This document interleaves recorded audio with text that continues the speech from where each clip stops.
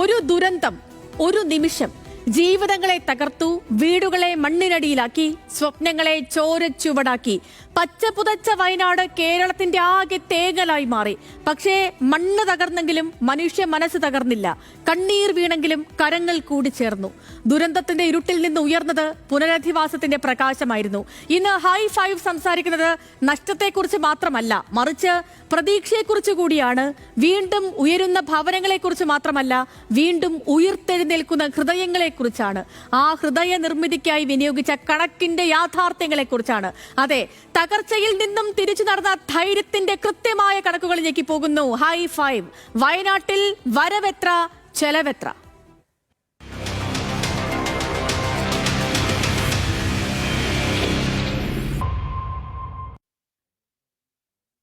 പ്രിയപ്പെട്ട പ്രേക്ഷകരെ, വയനാട് മുണ്ടക്കൈ ചൂരൽമല ഉരുൾപൊട്ടൽ ദുരന്ത ബാധിതർക്കായി നിർമ്മിച്ച ടൗൺഷിപ്പിലെ ആദ്യഘട്ടത്തിൽ 178 വീടുകൾ 2026 മാർച്ച് മാസം 1 കൈമാറും. റിപ്പോർട്ടുകൾ പ്രകാരം കൽപ്പറ്റ എസ്റ്റേൺ എസ്റ്റേറ്റിൽ നിർമ്മിച്ച ഈ വീടുകളുടെ ഉദ്ഘാടനം മുഖ്യമന്ത്രി പിണറായി വിജയൻ തന്നെ നിർവഹിക്കും. നറുക്കെടുപ്പിലൂടെയാണ് അർഹരായ ഗുണഭോക്താക്കളെ കണ്ടെത്തിയത്. വയനാട് ടൗൺഷിപ്പ് പദ്ധതി വെറുമൊരു വീട് നിർമ്മാണമല്ല. പ്രിയപ്പെട്ട പ്രേക്ഷകരെ, വീട്, ആശുപത്രി, സ്കൂള്, കളിസ്ഥലമടക്കം സാധാരണ ജീവിതത്തിൽ നമ്മൾ സ്പർശിക്കുന്ന എല്ലാ മേഖലയെയും ബന്ധിപ്പിക്കുന്ന ബൃഹത്തായ ഒരു പദ്ധതിയാണത്.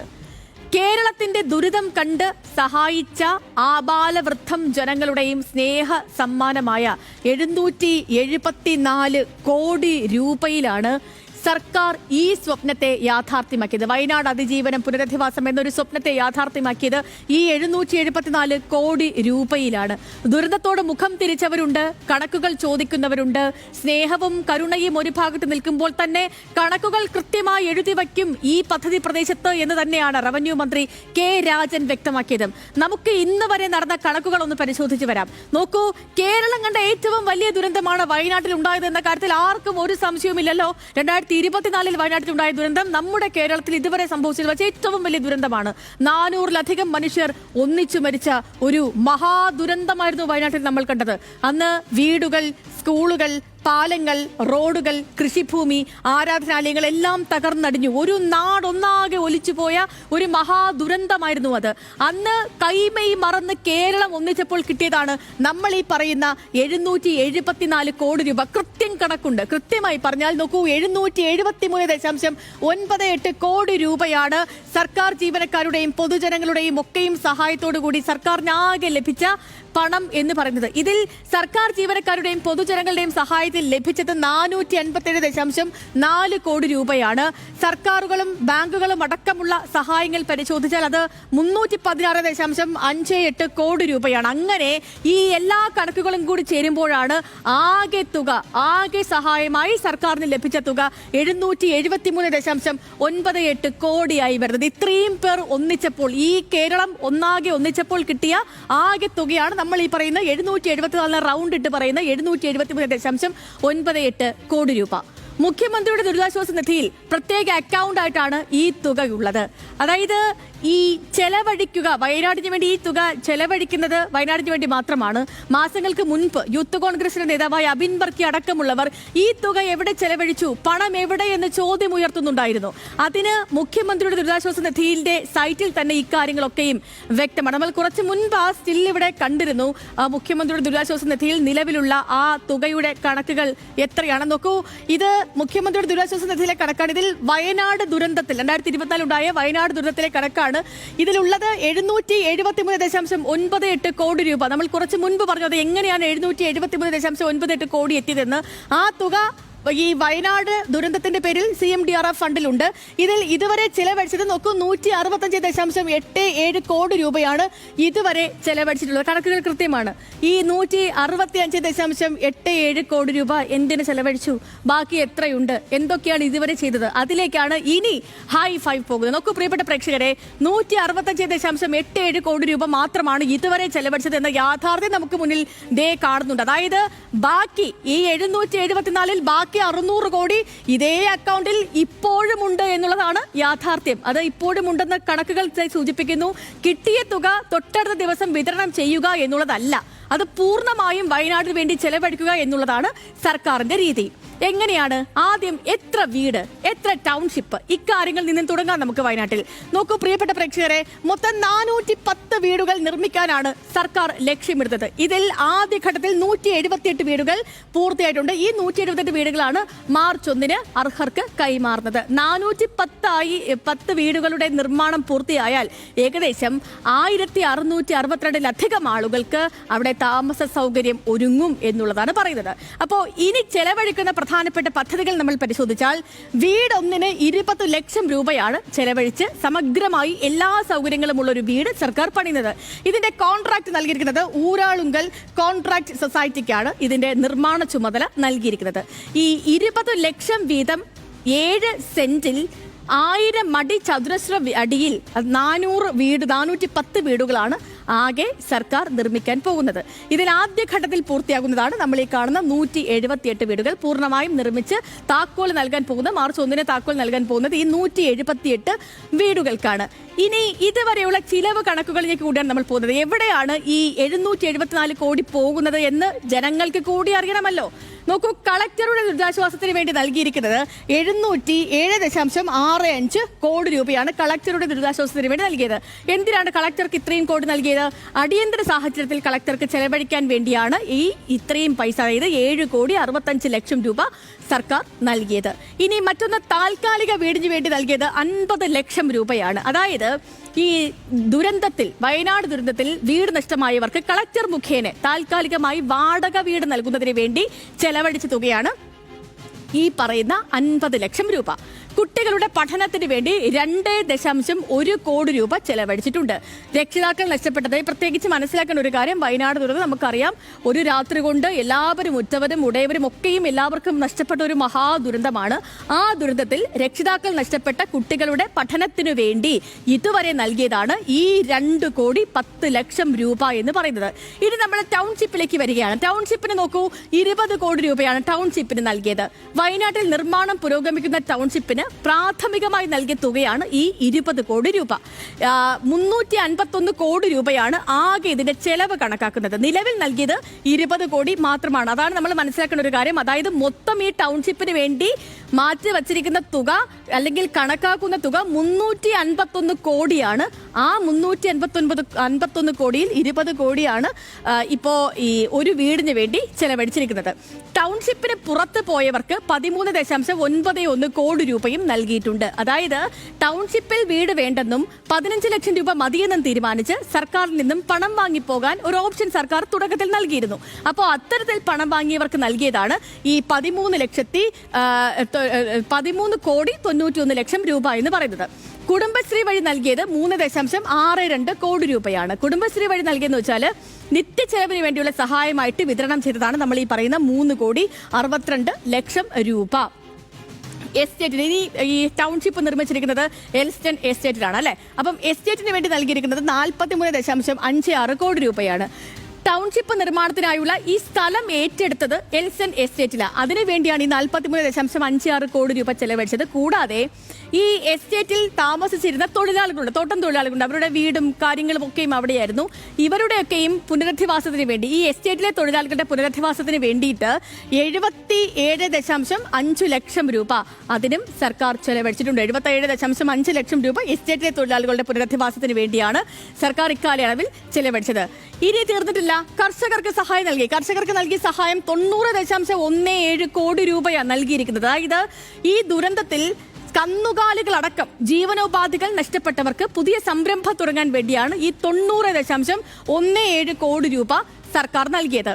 ഇതിനൊക്കെ പുറമെ മറ്റൊന്ന് ലോൺ ഏറ്റെടുക്കാൻ നൽകിയ 18.76 കോടി രൂപയുടെ കണക്കാണ്. അതായത് ദുരന്ത ബാധിതരുടെ ബാങ്ക് വായ്പകൾ ഏറ്റെടുക്കാൻ ഇതുവരെ സർക്കാർ ചെലവഴിച്ചത് 18,76 ലക്ഷം രൂപയാണ്. അപ്പോൾ ഇങ്ങനെ ആകെ ഇതുവരെ ചെലവഴിച്ചത് 165.87 കോടി രൂപയാണ്. ഇങ്ങനെ ഇപ്പൊ ഞാൻ പറഞ്ഞത് വലിയ കണക്കുകളാണ് പറഞ്ഞത്. ഇതല്ലാതെ ഒരുപാട് കാര്യങ്ങൾ അല്ലാതെയും കണക്കുകളുണ്ട്. നമുക്ക് ഈ CMDRFന്റെ ആ സൈറ്റിൽ കയറി നോക്കിയാൽ എന്തിനൊക്കെ എത്ര രൂപ ചെലവഴിച്ചു എന്നതിന്റെ കൃത്യമായ കണക്കുകൾ കാണാൻ കഴിയും. അതിൽ ഏറ്റവും പ്രധാനപ്പെട്ട കാര്യങ്ങളാണ് ഞാൻ ഇതുവരെ പറഞ്ഞത്. അങ്ങനെ ഇക്കാര്യങ്ങൾക്കൊക്കെയും കൂടിയാണ് ഇതുവരെ 165.87 കോടി രൂപ സർക്കാർ വയനാട്ടിൽ ചെലവഴിച്ചത്. ബാക്കി വരുന്ന 608 കോടി 11 ലക്ഷം രൂപയുണ്ട്. ഇത് ഇപ്പോഴും ഈ അക്കൗണ്ടിൽ തന്നെ ഉണ്ട് എന്നുള്ളതാണ്. സർക്കാരിന്റെ അക്കൗണ്ടിൽ ഈ പൈസ, ഈ 165.87 കോടി കഴിഞ്ഞാൽ 608 കോടി 11 ലക്ഷം രൂപ ഇപ്പോഴും ഈ അക്കൗണ്ടിലുണ്ട്. ഇതാണ് കണക്കുകൾ. ഇനി മുഖ്യമന്ത്രിയുടെ ദുരിതാശ്വാസ നിധി നോക്കൂ. മുഖ്യമന്ത്രിയുടെ ദുരിതാശ്വാസ നിധി അത് മുഖ്യമന്ത്രിയുടെ മാത്രം എന്തോ ഒരു കാര്യമാണ് എന്ന തരത്തിൽ വിമർശിക്കാനാണെങ്കിലും പലപ്പോഴും പലരും കേൾക്കാറുണ്ടല്ലേ.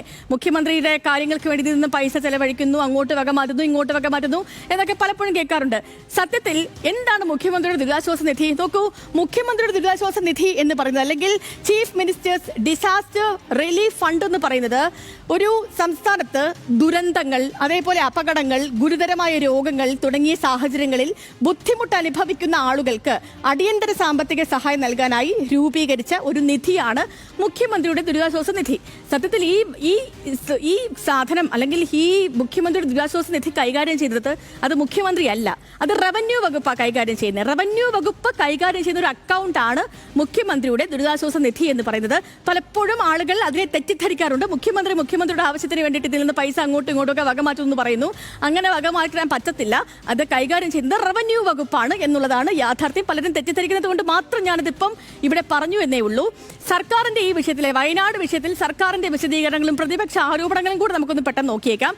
ഇതിൽ സർക്കാർ പറയുന്നത് പുനരധിവാസം, അതേപോലെ തന്നെ ഒരു റിയൽ കേരള സ്റ്റോറി കണക്കെ നടപ്പാക്കാൻ കഴിഞ്ഞു. അതായത് വീടുകളും ടൗൺഷിപ്പും ഉൾപ്പെടെയുള്ള പുനരധിവാസം ഒരു റിയൽ കേരള സ്റ്റോറി എന്ന നിലയിൽ അവതരിപ്പിച്ചു എന്നാണ് സർക്കാർ പറയുന്നത്. അതുപോലെ തന്നെ ദുരന്തത്തിൽ നഷ്ടപ്പെട്ടവരുടെ ലോണുകൾ അടക്കമുള്ള സാമ്പത്തിക സഹായങ്ങൾ, അവരുടെ വ്യാപാര നഷ്ടങ്ങൾ, കുട്ടികളുടെ പഠന ആവശ്യങ്ങൾ അടക്കം എല്ലാം പരിഗണിച്ചു. അതിന്റെ കൃത്യമായ കണക്കുകൾ അടക്കം നമ്മളിത് ഇപ്പോൾ കുറച്ചു മുൻപ് പരിശോധിച്ചതുമാണ്.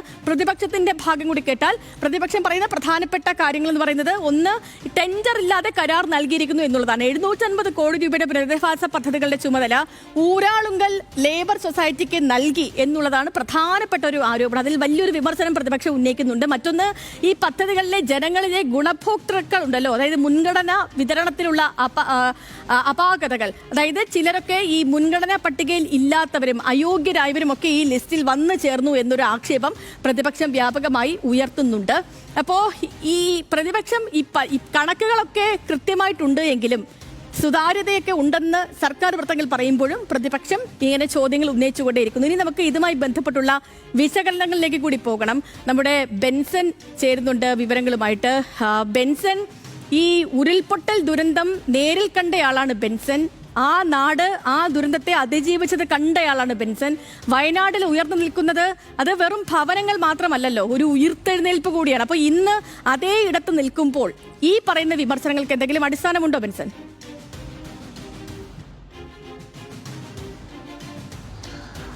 സേതുലക്ഷ്മി പറഞ്ഞതുപോലെ തന്നെ ഈ അതിജീവനത്തിന്റെ ഒരു ഉദാത്തമായ മാതൃക എന്ന് തന്നെ വേണം ഈ വയനാട് പുനരധിവാസവുമായി ബന്ധപ്പെട്ട് നമുക്കതിനെ പറയാൻ. അത്തരത്തിലൊന്ന് നമ്മൾ ഇതിനു മുൻപ് കണ്ടിട്ടില്ല എന്നുള്ളത് തന്നെയാണ്. അതിവേഗത്തിൽ ആ പുനരധിവാസം നടക്കുന്നു, വീടുകൾ തയ്യാറാകുന്നു. അതൊരു വീടുകൾ മാത്രമല്ലല്ലോ, ഒരു ടൗൺഷിപ്പാണ് അവിടെ തയ്യാറാകുന്നത്. അതായത് അവിടെ തന്നെ സ്കൂളുകൾ, ചെറിയ വിദ്യാലയങ്ങൾ വരുന്നു, പ്രൈമറി ഹെൽത്ത് സെന്റർ ഉണ്ട്. അത്തരത്തിൽ അതായത് ഒരു നാട് ഒന്നാകെ തന്നെ പറിച്ചു കൊണ്ടുപോയി മറ്റൊരു സ്ഥലത്ത് സ്ഥാപിക്കുന്ന അത്തരത്തിലൊരു ടൗൺഷിപ്പ് തന്നെയാണ് അവിടെ ഉയർന്നു വരുന്നത്. ആ പ്രദേശവാസികളെ സംബന്ധിച്ചിടത്തോളം, അതിന്റെ ഗുണഭോക്താക്കളെ സംബന്ധിച്ചിടത്തോളം അതവർക്ക് അത്രത്തോളം വലിയ ആശ്വാസം നൽകുന്നതും മുൻപോട്ട് ജീവിക്കാൻ വലിയ കരുത്ത് പകരുന്നതും ഒന്ന് തന്നെയാണ്.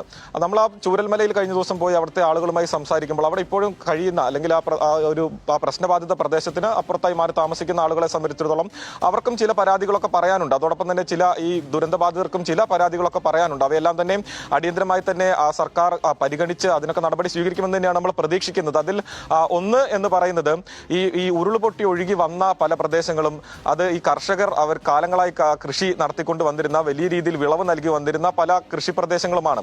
അവയെല്ലാം തന്നെ പല പ്രദേശങ്ങളും ഇപ്പോൾ റെഡ് സോണിൽ ഉൾപ്പെടുത്തിയിരിക്കുന്ന പ്രദേശങ്ങളാണ്. ആ റെഡ് സോണിൽ ഉൾപ്പെടുത്തിയ പ്രദേശം സർക്കാർ ഏറ്റെടുക്കുകയും അതിന്റെ നഷ്ടപരിഹാരം നൽകുകയോ അല്ലാത്ത പക്ഷം അവർക്ക് അവിടെ കൃഷി ചെയ്യാനുള്ള ഒരു സൗകര്യം ഒരുക്കി നൽകണം എന്ന ആവശ്യം പല കർഷകരും ഉന്നയിച്ചു കണ്ടു. റെഡ് സോൺ ആണ്, അപ്പോൾ അവിടെ ഇനി അവർക്ക് കൃഷി ചെയ്യാനുള്ള ഒരു സാഹചര്യം ഒരുക്കി നൽകുക എന്ന് പറയുന്നത് ഒരു സൂയിസൈഡൽ അറ്റംപ്റ്റ് പോലെ തന്നെയായിരിക്കും. അതായത് അത്രത്തോളം പ്രശ്നബാധിതമായ, ഇനിയും അപകടമുണ്ടാവാൻ സാധ്യതയുള്ള ആ പ്രദേശത്ത് ഇവരെ വീണ്ടും അവർക്ക് കർഷകർക്ക് കൃഷി ചെയ്യാനുള്ള അവസരം ഒരുക്കി നൽകുക എന്ന് പറയുന്നത് ഒരു വലിയ ഒരു പ്രതിസന്ധി തന്നെയാണ്. പക്ഷേ ആ സ്ഥലം ഏറ്റെടുത്ത് അതിൻ്റെതായിട്ടുള്ള നഷ്ടപരിഹാരം ഇവർക്ക് നൽകേണ്ടതുണ്ട്. അത് അടിയന്തരമായി തന്നെ ലഭിക്കണമെന്നൊരു ആവശ്യം ഈ ആളുകൾ മുൻപോട്ട് വയ്ക്കുന്നുണ്ട്, കർഷകർ മുൻപോട്ട് വയ്ക്കുന്നുണ്ട്. നമുക്കറിയാം, നമ്മൾ ഈ പ്രദേശമെല്ലാം കണ്ടിട്ടുള്ളതാണ്.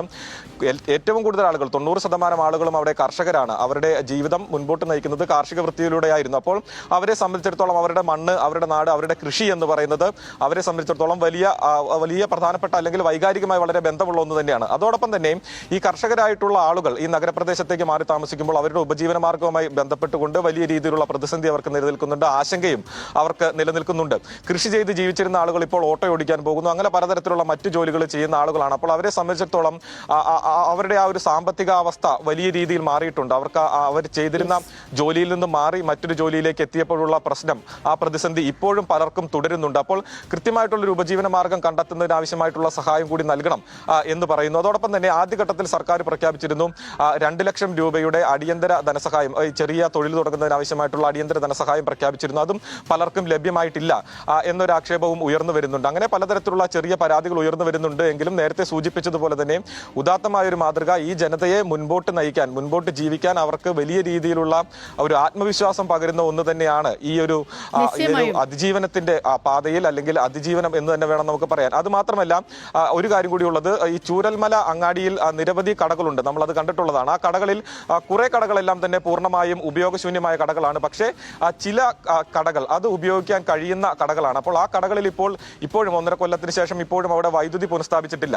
അപ്പോൾ അവിടെയെല്ലാം തന്നെ വൈദ്യുതി പുനഃസ്ഥാപിക്കുകയും ആ കടകൾ, അതായത് പ്രശ്നബാധിത മേഖലയിൽ നിന്നും കുറച്ചൽപ്പം മാറിയിട്ടുള്ള കടകളാണതെല്ലാം, അവ തുറന്ന് പ്രവർത്തിക്കാനുള്ള ഒരു അനുമതി ലഭിക്കുകയാണെങ്കിൽ ആ പ്രദേശത്തുള്ള ആളുകളെ സംബന്ധിച്ചോളം അതും അവർക്ക് വലിയ ഗുണകരമാവുന്ന കാര്യമാണ്. അങ്ങനെ പലതരത്തിലുള്ള ചെറിയ പരാതികൾ അവർ ഉന്നയിക്കുന്നുണ്ട്. അത് വൈകാരികമായിട്ടുള്ള രീതിയിലുള്ള ചെറിയ പരാതികളുണ്ട്. അതിനൊപ്പം തന്നെ ഒരു വലിയൊരു അതിജീവനം കൂടി അവിടെ ഉയർന്നു വന്നിട്ടുണ്ട് എന്നുള്ളതും കാണാതെ പോകാൻ കഴിയില്ല.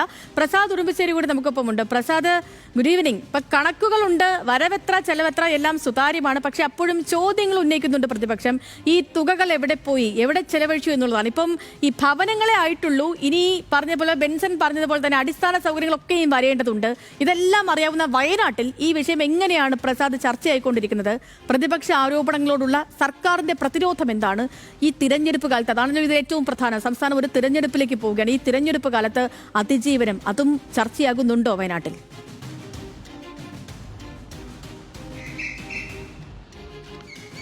സേതു, ഇതിനകത്ത് പ്രതിപക്ഷം പറയുന്ന ആരോപണങ്ങളെ കുറിച്ച് തന്നെ ആദ്യം പറയാം. പ്രതിപക്ഷം പറയുന്നത് വയനാട് പുനരധിവാസ പദ്ധതി ഒന്നും ആയിട്ടില്ല, അത് വൈകുന്നു എന്നുള്ളതാണ് അവരുടെ പ്രധാനപ്പെട്ട ഒരു ആരോപണം. വീടുകളുടെ താക്കോൽ, വീടുകൾ നിർമ്മിക്കാമെന്ന് പറഞ്ഞു, പക്ഷേ വീടുകൾ ഇപ്പോഴും അതിന്റെ ദുരിതബാധിതർക്ക് കൈമാറിയിട്ടില്ല. ഈ തുക സേതുലക്ഷ്മി പറഞ്ഞതുപോലെ തന്നെ ഇത്രയും അധികം തുക ലഭിച്ചിട്ട് ആ തുക എന്ത് ചെയ്തു എന്നുള്ളൊരു ചോദ്യമാണ് വന്നിട്ടുള്ളത്. പക്ഷേ സർക്കാർ പറയുന്നത്, സർക്കാർ ഒരു പദ്ധതി വിഭാവനം ചെയ്യുന്നു, അതിനകത്ത് ടൗൺഷിപ്പ് ഉണ്ട്, മറ്റൊന്ന് അവരുടെ സ്ഥലം നഷ്ടപ്പെട്ടതുമായി ബന്ധപ്പെട്ടുകൊണ്ട് പിന്നീട് ആ ഉരുൾപൊട്ടലുണ്ടായിട്ടുള്ള പ്രദേശത്ത് അവിടെയെല്ലാം പ്രവർത്തനങ്ങൾ നടത്തേണ്ടതുണ്ട്. അപ്പോൾ അവിടേക്ക് ആ ഘട്ടം ഘട്ടമായാണ് ഈ പദ്ധതികളെല്ലാം തന്നെ നടപ്പിലാക്കുന്നത്. ഇപ്പോൾ നമുക്ക് നോക്കാം, 2024 ജൂലൈ 30-നാണ് വയനാട് മുണ്ടക്കൈ ചൂരൽമല ദുരന്തമുണ്ടാകുന്നത്. അവിടെ സർക്കാർ ഭൂമി ഏറ്റെടുക്കാൻ വേണ്ടി, അതായത് അവരെ പുനരധിവസിപ്പിക്കുന്നതിന് വേണ്ടി, ടൗൺഷിപ്പ് നടത്താൻ വേണ്ടി ഭൂമി ഏറ്റെടുക്കാനുള്ള ഉത്തരവിറക്കുന്നത് അതേ വർഷം തന്നെ ഒക്ടോബറിലാണ്. 2 മാസം കഴിഞ്ഞ് ഒക്ടോബറിൽ തന്നെ ഉത്തരവിറക്കുന്നു. പക്ഷേ പിന്നീട് ആ എസ്റ്റേറ്റുകാർ, ആ ഭൂമി ഏറ്റെടുക്കാൻ തീരുമാനിച്ച എസ്റ്റേറ്റുകാർ സുപ്രീം കോടതിയെ സമീപിക്കുകയും പിന്നീട് സുപ്രീം കോടതി വരെ പോവുകയും അങ്ങനെ 2025 ഏപ്രിൽ 11-നാണ് സർക്കാരിന് അന്തിമ അനുമതി ആ ഭൂമി ഏറ്റെടുത്തുകൊണ്ട് അവിടെ പ്രവർത്തനം നടത്താമെന്നുള്ളത്. അപ്പം 2025 ഏപ്രിൽ കണക്കാക്കി കഴിഞ്ഞാൽ ഇപ്പോൾ സത്യം പറഞ്ഞാൽ ഈ കഴിഞ്ഞ ഏപ്രിലിന് ശേഷമാണ് അവിടെ സർക്കാരിന് കാര്യങ്ങൾ ചെയ്യാൻ കഴിഞ്ഞിട്ടുള്ളത്. 11 മാസത്തോളം മാത്രമേ സമയമുള്ളൂ. അപ്പോൾ അത്രയും സമയം കൊണ്ടാണ് ഈ വയനാട് ചൂരൽമലയിൽ വയനാട് ടൗൺഷിപ്പിനായി 410 വീടുകൾ നിർമ്മിക്കാനുള്ള പദ്ധതി നടപ്പിലാക്കുന്നത്. ഇപ്പോൾ 178 വീടുകളുടെ പണി ഏറെക്കുറെ പൂർത്തിയായിട്ടുണ്ട്. മാർച്ച് 1-ാം തീയതി അതിന്റെ താക്കോൽ വിതരണം ഉണ്ടാകും പറയുന്നു. പക്ഷേ കുറച്ചുകൂടി കാത്തിരിക്കേണ്ടി വരും എന്നുള്ളതാണ് നമ്മളവിടെ പോയപ്പോൾ മനസ്സിലാക്കുന്നത്. കാരണം കുറെ പ്രവർത്തനങ്ങൾ കൂടി ഇനിയും പൂർത്തിയാക്കാനുണ്ട്. അപ്പോൾ ഘട്ടം ഘട്ടമായി നടപ്പിലാക്കുന്നതാണ്. പക്ഷേ വയനാട് പോലെയുള്ള സ്ഥലത്ത് ഒരു പദ്ധതി നടപ്പിലാക്കുമ്പോൾ ഉണ്ടാകുന്ന പ്രധാന പ്രതിസന്ധി എന്ന് പറയുന്നത് അവിടുത്തെ കാലാവസ്ഥ തന്നെയാണ്. മഴ ഈ കഴിഞ്ഞ നാളുകളിൽ ഇപ്പോൾ ഏപ്രിലിന് ശേഷമാണെങ്കിൽ പോലും അതിലൊരു 3-4 മാസം മഴയാണ് നേരിട്ടത്. അപ്പോൾ അവിടെ നിർമ്മാണ പ്രവർത്തനങ്ങൾ നടത്താൻ കഴിയാത്ത ഒരു സാഹചര്യം ഉണ്ടായിട്ടുണ്ട്. അപ്പോൾ അത്തരം കാര്യങ്ങളൊക്കെ വെച്ച് നോക്കുമ്പോൾ ഒരു പദ്ധതിയെ സംബന്ധിച്ചിടത്തോളം 2025 ഏപ്രിലിന് ശേഷമാണ് ഭൂമി കിട്ടിയത്. അപ്പോൾ 1 വർഷം പോലും സത്യത്തിലായിട്ടില്ല. അതിനുള്ളിൽ പരമാവധി വേഗത്തിൽ പ്രവർത്തനങ്ങൾ നടത്തുന്നു എന്ന് നമുക്ക് വസ്തുനിഷ്ഠമായി പരിശോധിക്കുമ്പോൾ മനസ്സിലാക്കാൻ കഴിയും. പക്ഷേ ഇനി അവിടെ നേരത്തെ പറഞ്ഞ അവരുടെ ഉപജീവനവുമായി ബന്ധപ്പെട്ടുകൊണ്ടാണ്. വീട് നഷ്ടപ്പെട്ടത് മാത്രമല്ല, ആളുകൾക്ക് ഏക്കർ കണക്കിന് കൃഷി നഷ്ടപ്പെട്ട ആളുകൾ, അവരുടെ ഭൂമി നഷ്ടപ്പെട്ട ആളുകളുണ്ട്. അപ്പോൾ അവരെല്ലാം നമ്മളോട് ചോദിക്കുന്ന ഒരു ചോദ്യം, വീട് ഞങ്ങൾക്കായി, പക്ഷേ ഞങ്ങളുടെ ഉപജീവനം എന്ന് പറയുന്നത് കൃഷിയായിരുന്നു. അപ്പോൾ ആ കൃഷിസ്ഥലം എങ്ങനെ, അതിന് പകരം എന്താണ്, പണമാണോ അല്ലെങ്കിൽ പകരം ഭൂമിയാണോ നൽകുന്നത്, അത്തരം കാര്യങ്ങളൊക്കെ ആളുകൾക്ക് ആശങ്കയുണ്ട്. അപ്പോൾ അതൊക്കെ പരിഹരിക്കുക എന്നുള്ളത് തന്നെയാണ്. നമുക്ക് അടച്ചാക്ഷേപിച്ചുകൊണ്ട് അവിടെ ഒന്നും നടന്നില്ല എന്ന് പറയാൻ കഴിയില്ല. കാരണം ഘട്ടം ഘട്ടമായി അവിടെ കാര്യങ്ങൾ നടക്കുന്നുണ്ട് എന്നുള്ളത് അവിടെ പോയി നിൽക്കുന്ന ആർക്കും വളരെ വ്യക്തമാണ്. ഓക്കെ പ്രസാദേ, വ്യക്തമാണ്. നോക്കൂ പ്രിയപ്പെട്ട പ്രേക്ഷകർ, നമ്മൾ ഈ വയനാടിന്റെ അതിജീവനത്തെ കുറിച്ചാണ് സംസാരിച്ചു കൊണ്ടിരിക്കുന്നത്. ഈ വയനാട്ടിൽ ഒന്നും നടന്നിട്ടില്ല എന്നുള്ളതല്ല, വയനാട്ടിൽ കാര്യങ്ങളൊക്കെ നടക്കുന്നുണ്ട്. പിന്നെ ഉള്ളത് ഈ സമയത്തിന്റെ പ്രശ്നം, കാലാവസ്ഥയുടെ പ്രശ്നം, പ്രതിസന്ധികൾ, പ്രതികൂല കാലാവസ്ഥകളൊക്കെയും ഉണ്ടായിരുന്നു. എങ്കിലും വയനാട്ടുകാരെ കൈപിടിച്ചുയർത്തി അവർക്ക് ഒരു ഭവനമായിട്ടുണ്ട്. പക്ഷേ ഈ പറഞ്ഞ പോലെ ഇനിയിപ്പം ഉപജീവന മാർഗത്തിലടക്കം അവരുടെ ചെറിയ ചെറിയ ആശങ്കകളും ചെറിയ പ്രശ്നങ്ങളും ഒക്കെയുണ്ട്. അതിനുമൊക്കെയും ഉടൻ തന്നെ ഒരു പരിഹാരം ഉണ്ടാകുമെന്ന് നമുക്ക് പ്രതീക്ഷിക്കാം. മാത്രമല്ല ഈ വയനാട്ടിൽ പുതുതായിട്ട് അവിടെ ഭവനങ്ങൾ ഉയർന്നു നിൽക്കുന്നത് കാണുമ്പോൾ, കേരളത്തിൽ ഒന്നാകെ അത് കാണുമ്പോൾ ഒരു സന്തോഷം തന്നെയാണ്, മനസ്സിനൊരു കുളിർമ തന്നെയുമാണ്. ഇത് തന്നെയാണ് ഒരു റിയൽ കേരള സ്റ്റോറി.